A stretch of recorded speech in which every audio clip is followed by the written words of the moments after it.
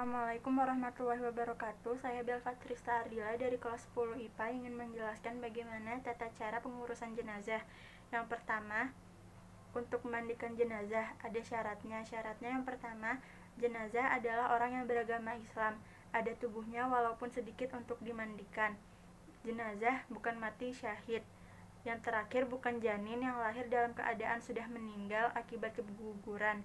Syarat bagi orang yang akan memandikan jenazah, muslim, berakal, balik. Berniat memandikan jenazah, sebaiknya yang memandikan adalah keluarga terdekat atau mahramnya. Jenazah laki-laki dimandikan oleh laki-laki dan jenazah perempuan dimandikan oleh perempuan.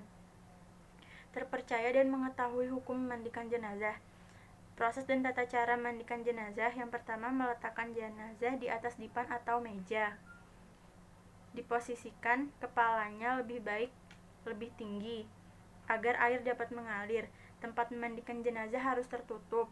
Aurat jenazah ditutup. Membersihkan kotoran jenazah dengan cara mengangkat pundak dan kepala jenazah lalu menekan dada dan perut jenazah. Memiringkan ke kanan dan ke kiri sambil ditekan-tekan menggunakan sarung tangan atau kain perca.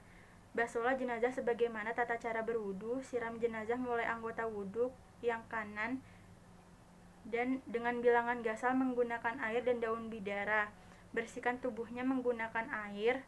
Kemudian rambut jenazah dikeramasi hingga bersih. Jika jenazahnya wanita, rambutnya setelah kering dipintal menjadi 3. Siramkan pada siraman terakhir menggunakan kapur barus atau wangian. Setelah selesai, badan jenazah dikeringkan menggunakan handuk. Jika sudah selesai, tutupi badan jenazah menggunakan kain agar tubuh jenazah tetap tertutup auratnya. Yang kedua, untuk mengkafani jenazah. Hal-hal yang disunahkan dalam mengkafani jenazah, kain kafan hendaknya bagus, bersih, dan dapat menutupi semua tubuh jenazah. Kain kafan hendaknya berwarna putih. Jumlah kain kafan untuk laki-laki sebanyak 3 lembar dan untuk perempuan sebanyak 5 lembar. Sebelum kain kafan digunakan, disunahkan untuk memberi wangi-wangian.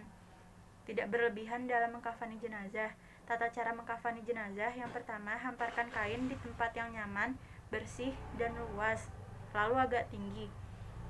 Kain kafan untuk jenazah laki-laki sebanyak 3 lembar dan untuk perempuan sebanyak 5 lembar. Letakkan jenazah dalam posisi terlentang lalu disedekapkan sebagaimana tata cara sholat. Tutupilah bagian-bagian yang berlubang menggunakan kapas. Beri wewangian pada tubuh jenazah. Sehelai demi sehelai kain kafan dibungkuskan pada tubuh jenazah mendahulukan yang kiri dibanding yang kanan. Jenazah diikat dari tali yang berasal dari kain kafan, dimulai dari atas kepala, leher, dada, perut, lutut, atas mata kaki, lalu di bawah telapak kaki. Pindahkan jenazah ke tempat yang tinggi untuk disolatkan. Syarat-syarat untuk sholat jenazah ada 3. Sholat jenazah sama halnya dengan yang lain, yaitu menutup aurat, menjaga kesucian dari hadas besar dan hadas kecil. Sholat jenazah dilaksanakan setelah jenazah sudah dimandikan dan dikafani. Jenazah diletakkan di depan orang yang akan menyolatkan, kecuali jika itu sholat goib. Rukun sholat jenazah. Yang pertama, berniat menyolatkan jenazah. Berdiri bagi yang mampu.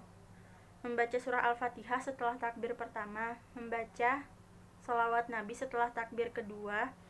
Memohon ampun untuk jenazah setelah takbir ketiga. Mendoakan keselamatan keluarga setelah takbir keempat. Lalu mengucap salam. Hal-hal yang perlu diperhatikan untuk sholat jenazah. Yang pertama, berdiri menghadap kiblat. Untuk jenazah yang laki-laki, imam berdiri di depan kepalanya. Jika jenazahnya perempuan, imamnya berdiri di depan perut jenazah.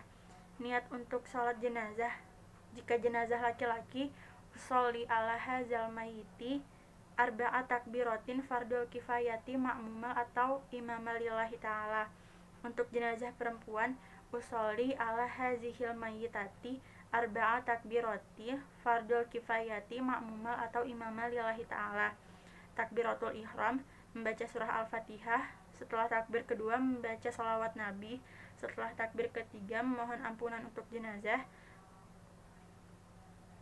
Setelah takbir ketiga, membaca doa untuk keselamatan keluarga jenazah. Setelah takbir keempat, membaca Allahumma la tahrimna ajrahu wa la tahtina ba'dahu waghfir lana walahu, yang artinya, ya Allah, janganlah kiranya pahalanya tidak sampai kepada kami, dan janganlah Engkau memberi kami fitnah sepeninggalnya, dan ampunilah kami dan dia.